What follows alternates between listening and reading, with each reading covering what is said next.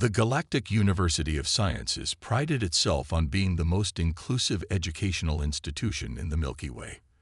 With students from over 300 different species, it was a testament to interstellar cooperation and the sharing of knowledge across vastly different evolutionary paths. The university had accommodations for aquatic beings, silicon-based life forms, and even those who existed primarily as gas clouds. But nothing had prepared them for humans. When the first human exchange student was announced, the administration went into overdrive.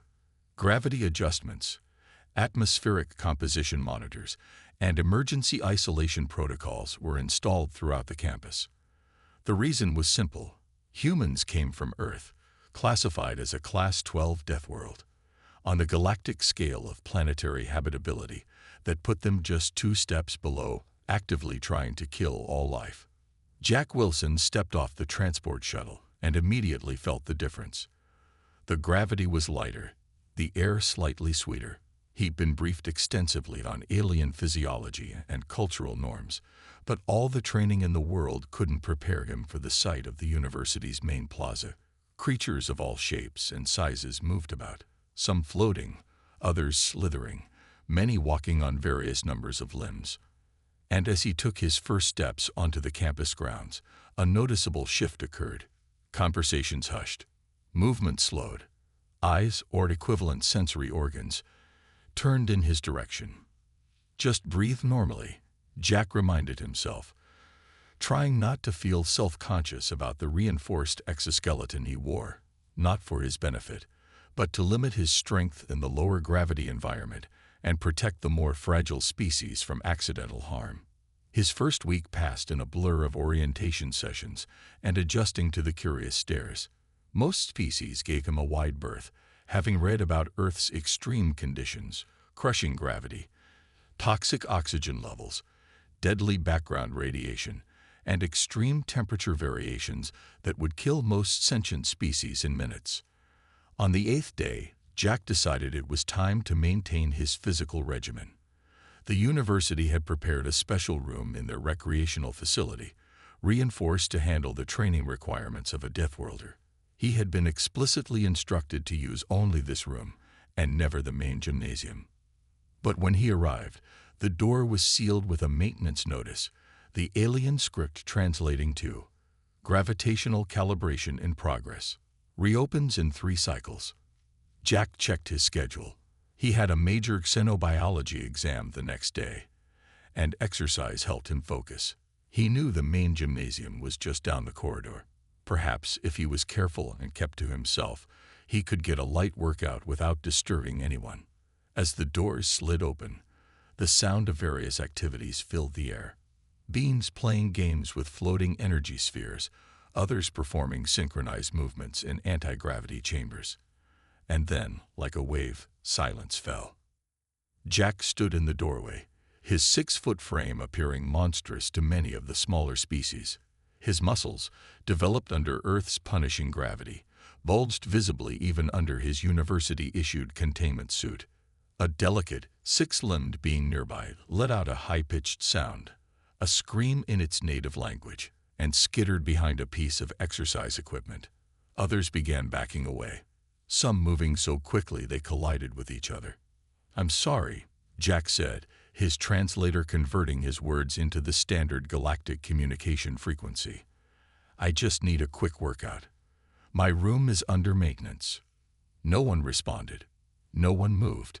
They just stared, many with what Jack recognized from his xenobiology classes as expressions of absolute terror. Professor Lorax, a veteran exobiologist with luminescent green skin and 4 eyes positioned around his bulbous head, was the first to break the frozen silence.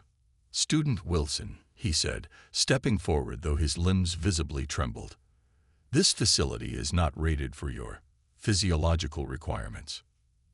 By the 3rd week of the semester, Jack's presence in the gym had become something of a scheduled event. His regular training room remained under maintenance, though he suspected the delay might be intentional, as his impromptu demonstrations had become popular among biology and evolutionary studies students. Today, however, was different.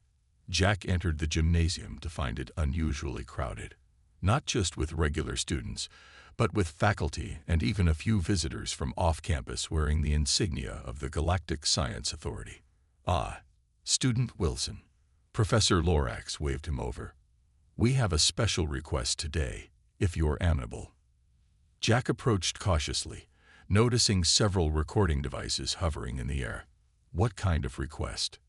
A tall, thin alien stepped forward, skin a metallic silver that rippled with each movement. "I am Director Nex of the Galactic Physical Adaptation Research Division. We've heard of your demonstrations and would like to document some comparative exercises." Jack raised an eyebrow. "Comparative?"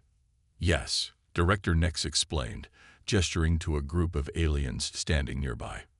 "These are our top physical training specialists from various worlds. We would like to observe parallel exercises between you and them." Jack looked at the specialists.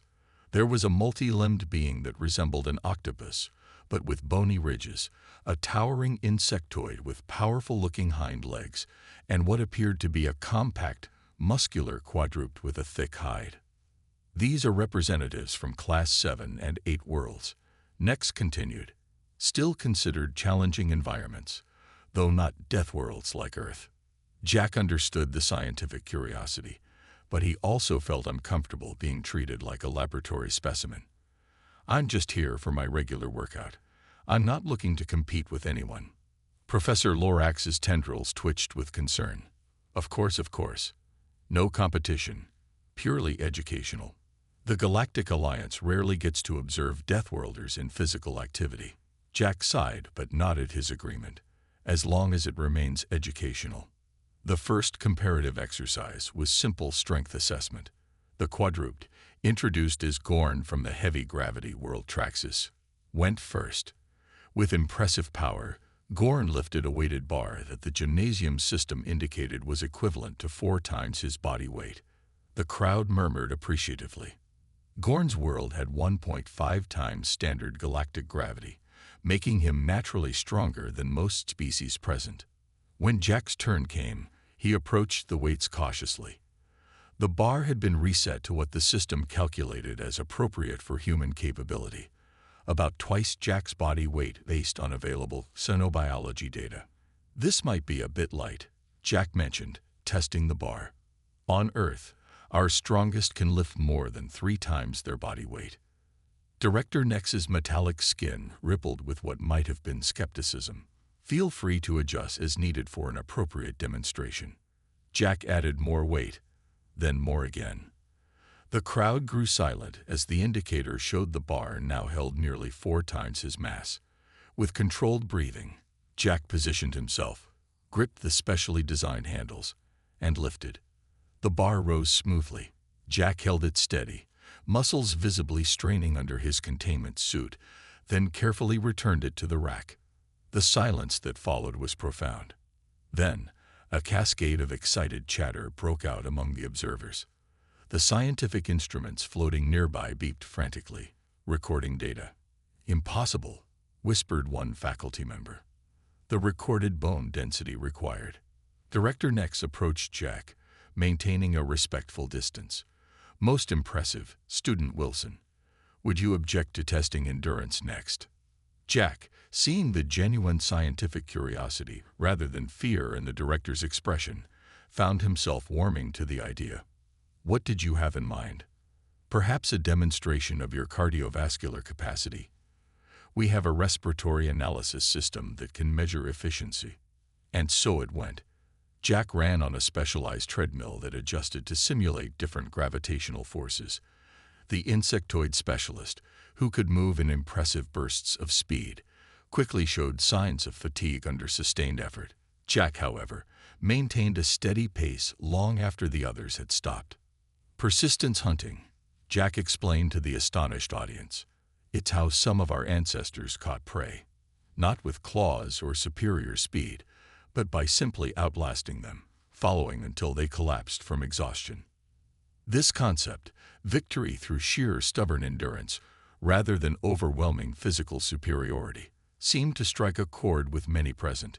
It was not just Jack's physical capabilities that were alien, but the evolutionary strategy behind them. News travels quickly in academic circles, especially when the subject is as fascinating as a Deathworlder's physical capabilities. By the fourth week, Jack's training sessions had garnered attention beyond the university. Researchers from various institutions requested permission to observe, and educational broadcasts were being made for xenobiology programs across the Alliance. Jack found himself at the center of growing interest, which made him increasingly uncomfortable. He had come to study, not to be studied, but he also recognized the importance of these cultural exchanges. Today's session was focused on reaction times and adaptability. The gymnasium had been reconfigured with various obstacle courses designed to test different aspects of physical performance. The human nervous system evolved to respond to constant environmental threats, explained Professor Lorax to the assembled observers. Unlike stable world species that developed in predictable conditions, Deathworlders must react to sudden changes to survive. Jack stood beside Trill, who had become something of a friend over the past weeks. The blue-skinned alien had shown less fear and more curiosity than most from the beginning. "Is it really that dangerous on Earth?" Trill asked quietly as they waited for the demonstration to begin. Jack considered the question. "Parts of it, yes. We have predators, natural disasters, extreme weather, but most humans now live in protected environments where those dangers are minimized. Yet you maintain these adaptations," Trill noted. "Evolution works slowly," Jack replied, "and some of us still seek out those challenges deliberately." Their conversation was interrupted as Director Nex announced the first test, a reflex assessment involving projectiles that would be fired at varying speeds. Participants were to avoid being hit while confined to a small platform. The first participant, a gaseous entity contained in a floating mobility suit, performed admirably, its form shifting and flowing around the slower projectiles. However, as the speed increased, it was unable to move its containment vessel quickly enough. When Jack's turn came, the observers watched with rapt attention. The projectiles, soft foam that would cause no harm, began slowly, then rapidly increased in velocity. Jack's body moved with practiced precision, twisting and turning in ways that seemed to defy the expected reaction time for a large organism. When two projectiles came simultaneously from different directions, he dropped into a split-second crouch to avoid both, a movement that elicited gasps from several observers. "Remarkable," murmured Director Nex, watching the data stream from the sensors. "The neural response time is nearly twice as fast as predicted by our models." The tests continued, each designed to showcase different aspects of physical capability. Jack jumped higher than expected in the lower gravity, displayed grip strength that could crush bones on many worlds, and demonstrated flexibility that surprised even the researchers who had studied human physiology. But it was the pain tolerance test that truly shocked the observers. "This device," explained a research assistant, holding up what looked like a small disc, "creates a mild neurological stimulus that registers as discomfort to most species. We use it to measure pain threshold and response." Jack hesitated. "Is this necessary? I'm not sure this is something we should be comparing." Director Nex's metallic skin rippled with what Jack had come to recognize as embarrassment. "We understand your reluctance. Pain response is a deeply personal biological function.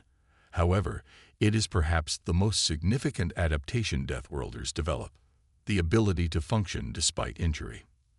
After some discussion, Jack agreed to a modified version of the test. The results were staggering. What caused incapacitating pain in other species registered as merely uncomfortable to Jack. When the intensity was increased to what should have been unbearable, Jack showed physiological signs of pain but remained functional. On Earth, Jack explained afterward to the stunned audience, predators are attracted to signs of weakness. Showing pain can get you killed. We evolved to compartmentalize it, to acknowledge the damage but continue functioning. As the session ended, Jack noticed a change in how the other students regarded him. The fear was still there, but now mixed with something else, a kind of respectful awe. He wasn't sure which made him more uncomfortable. The incident occurred during what should have been a routine gravitational systems maintenance. Jack was in the cafeteria when the alarms began blaring, their pitch modulating in a pattern he recognized from safety briefings. Atmospheric containment breach. The cafeteria erupted into chaos. Most species on campus relied on carefully calibrated atmospheric mixtures. Even minor fluctuations could cause discomfort or worse. Jack watched as students rushed toward emergency shelters, some already showing signs of respiratory distress. All students proceed to atmospheric safe zones, announced the emergency system. Engineering has detected multiple failures in the environmental control grid. Backup systems are activating but may take up to 15 minutes to stabilize. 15 minutes. Jack knew that for many species that was far too long without their specific atmospheric requirements. He spotted Professor Lorax across the room, the educator's normally green skin taking on a sickly yellow hue as he attempted to organize the evacuation. "Professor," Jack called out, making his way against the flow of panicking students. "What's happening?" "Main atmospheric regulator malfunction," Lorax gasped, his four eyes blinking rapidly in distress. "The backup systems are routing power." But he paused, clearly struggling to breathe in the changing conditions. Jack made a quick decision. "The emergency equipment storage. Where is it?" The professor pointed down a corridor. "Section C, but you can't." "I'll be right back," Jack said, already moving. As a human from a death world, Jack was uniquely suited for this crisis. Earth's atmospheric variations had conditioned humans to adapt to changing conditions. While not immune to atmospheric dangers, he had significantly more time before suffering serious effects. Jack reached the emergency storage and found what he was looking for: portable atmospheric regulators, designed for transport of sensitive species. They were heavy, each containing powerful compression systems and filtration technology. He grabbed as many as he could carry, a load that would have been impossible for most species on campus, but manageable under his Earth-evolved strength. The weight would have been crushing to many, but Jack's dense muscle structure and reinforced skeletal system handled it. Returning to the cafeteria, he found the situation deteriorating. Several smaller species had already lost consciousness, while others were huddled in groups trying to share personal emergency breathers. "Professor," Jack called out, depositing the equipment, "help me distribute these to the most vulnerable groups." Working together, they activated the portable regulators, creating bubbles of appropriate atmospheric composition for clusters of students. Jack moved quickly between groups, adjusting settings based on Lorax's instructions regarding each species' needs. The medical quarantine shields, Lorax suggested between labored breaths, in the biology labs. They're designed to isolate atmospheric conditions. Jack nodded and sprinted toward the labs. The corridors were hazy now, the environmental systems struggling to maintain proper balance. He passed several maintenance workers in full protective gear attempting to access control panels.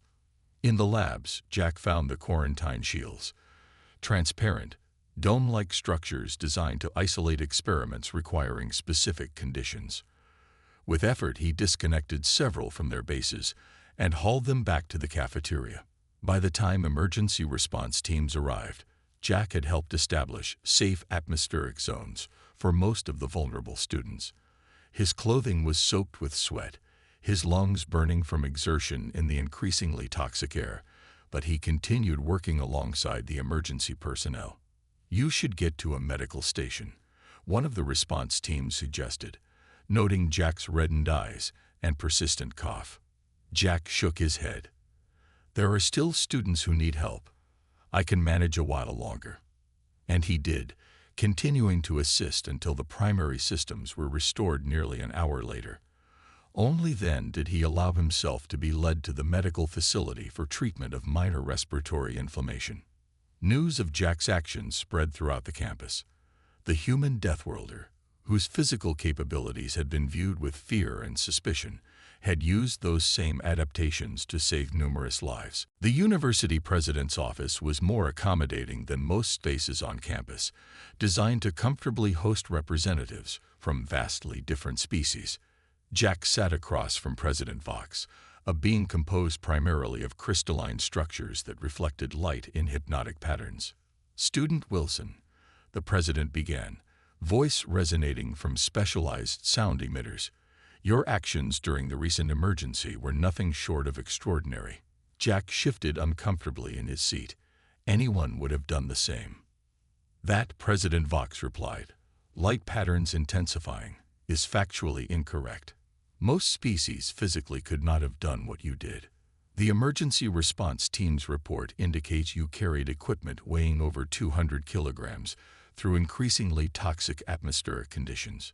You operated continuously for 53 minutes in an environment that caused respiratory distress in emergency workers wearing protective gear after just 15 minutes. Jack didn't know how to respond.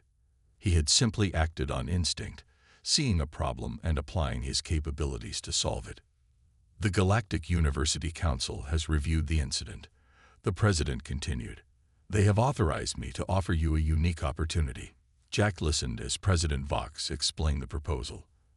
The university wanted to establish a new program, emergency response training for multi-species environments, with Jack as a key consultant. His experiences as a Deathworlder operating in crisis conditions would be invaluable for developing protocols that could save countless lives. "We've come to realize," the president explained, crystal facets shifting to a thoughtful blue hue, "that what we initially feared about Deathworlders may be precisely what the galactic community needs. Your adaptability, endurance, and capacity to function under stress are traits that could benefit all species in emergency situations." Jack considered the offer.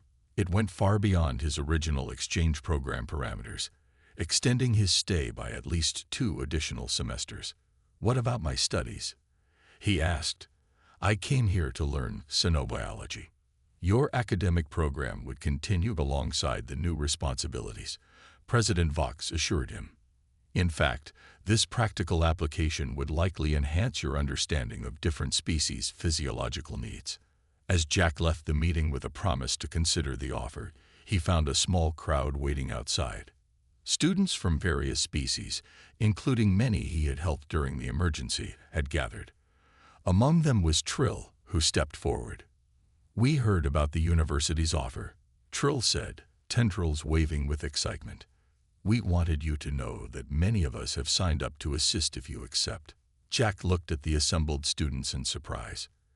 "You want to work with me, even knowing what I am?"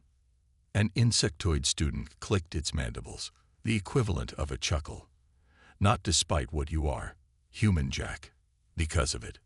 Another student, a silicon-based entity that communicated through vibrations, added, "Your differences frightened us at first. Now we see they are valuable. Diversity brings strength to the collective." Jack felt something shift inside him. When he had first arrived, he had been the alien, the outsider, the frightening Deathworlder. Now, somehow, he was being asked to lead, to teach, to share what made him different. "There's something else," Trill said, producing a small device. "The gymnasium supervisor asked me to give you this."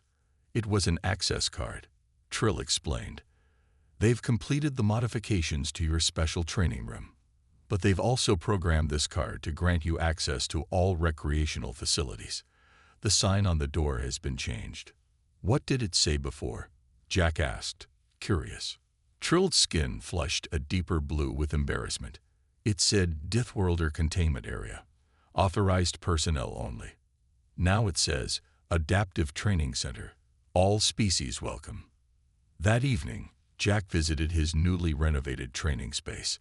Instead of isolation, the room had been redesigned to accommodate multiple species training together, with adjustable gravity settings and atmospheric controls. On the wall was a simple plaque that read, "Strength born of adversity serves all." 1 year later, the Galactic University of Sciences hosted the first interspecies emergency response competition.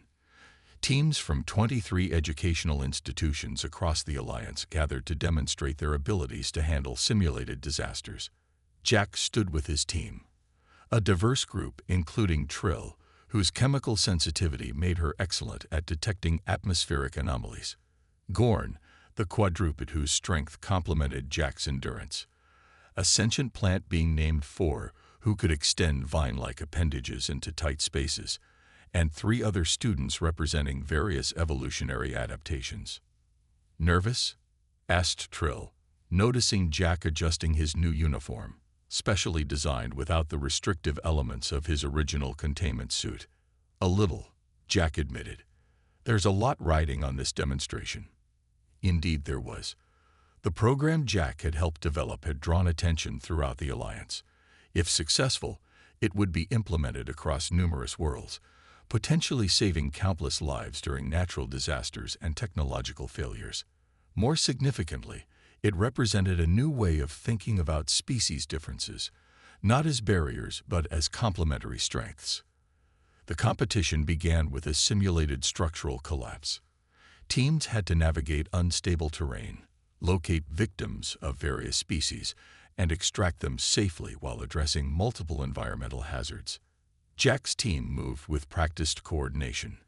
When they encountered a narrow passage, Four extended tendrils to assess the space beyond. When heavy debris needed moving, Gorn and Jack worked in tandem.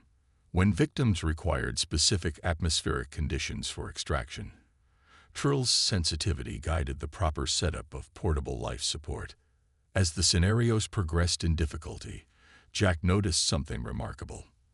The other teams were adopting strategies his team had pioneered during training, mixed ability approaches that leveraged each species' natural adaptations rather than trying to work around them. In the final challenge, teams faced a complete environmental system failure combined with structural damage and simulated toxic contamination. The judges had designed it to be nearly impossible, testing the limits of interspecies cooperation. Jack's team entered the simulation chamber last, having watched all other teams struggle to complete even half the objectives before being forced to retreat. "Remember," Jack told his team as the chamber doors sealed behind them, "we're not trying to overcome our differences. We're succeeding because of them." What followed was a masterclass in cooperative problem-solving.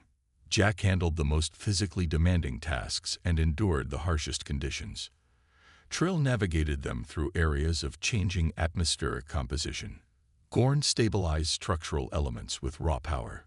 Four created bridges across gaps with extended appendages. Each member contributed uniquely essential elements to their success. When they emerged from the chamber having completed all objectives within the time limit, the observation area erupted in sounds of appreciation from dozens of species. Director Nex, now head of the newly established division of Deathworlder Integration Studies, approached Jack as the scores were being tallied. "When you first arrived," the director said, metallic skin rippling with emotion, "many believed Deathworlders would never fully integrate into galactic society. The differences seemed too great, the evolutionary gap too wide." Jack nodded, remembering the fear his mere presence had once caused. "Yet here we are," Nex continued, "with evidence that what makes you most alien, your Deathworld adaptations, may be among your greatest contributions to our collective future." The ceremony that followed was broadcast throughout Alliance space. President Vox presented the championship trophy to Jack's team, but more importantly, announced the formal adoption of their training protocols across all Alliance emergency response divisions. As Jack stood with his team, he remembered his first day on campus, the frozen fear that had greeted his entrance to the gymnasium, the whispers, the distance others had kept. Now he was surrounded by beings from across the galaxy who no longer saw him as a terrifying anomaly, but as a valued colleague. Later that evening, as celebrations continued in the main plaza, Jack slipped away to the gymnasium. It was empty now, the competition participants enjoying the festivities elsewhere. He walked to the center of the room and looked around at the space that had once fallen silent in fear at his appearance. The door opened, and Professor Lorax entered, followed by Trill and several other students who had been part of Jack's original training demonstrations. "We thought we might find you here," the professor said, reflecting on how things have changed. Jack smiled. "It's hard to believe it started in this room. With fear." Trill moved closer, something that would have been unthinkable a year ago. "Fear comes from not understanding. You taught us to understand." Professor Lorax's four eyes blinked in sequence, his species' expression of profound agreement. "There is an ancient saying among my people, 'What terrifies you today may save you tomorrow.' We never truly understood its meaning until now." Jack looked around at these beings from worlds so different from his own. They had moved beyond fear to something much more valuable: mutual respect based on understanding their differences. "I was told humans are dangerous," Jack said quietly. "That we evolved on a world so hostile that shaped us into something other species would always fear." "You are dangerous," agreed Lorax. "But danger, like any force, can destroy or protect depending on how it's directed." As they walked together toward the exit, Jack thought about Earth, the death world that had shaped humanity through countless generations of survival against overwhelming odds. The gravity that had strengthened their bones, the predators that had sharpened their reflexes, the environmental variations that had forced adaptability. What had once made humans feared as Deathworlders now made them valued as protectors.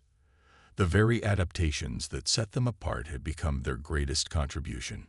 As they rejoined the celebration, Jack noticed a new installation in the university's main plaza, a statue depicting representatives of various species working together in harmony. Among them, unmistakable in form, stood a human figure, not isolated or feared, but an integral part of the galactic community. The plaque beneath it read simply, "Different worlds, different strengths, one future." The Deathworlder had found his place among the stars.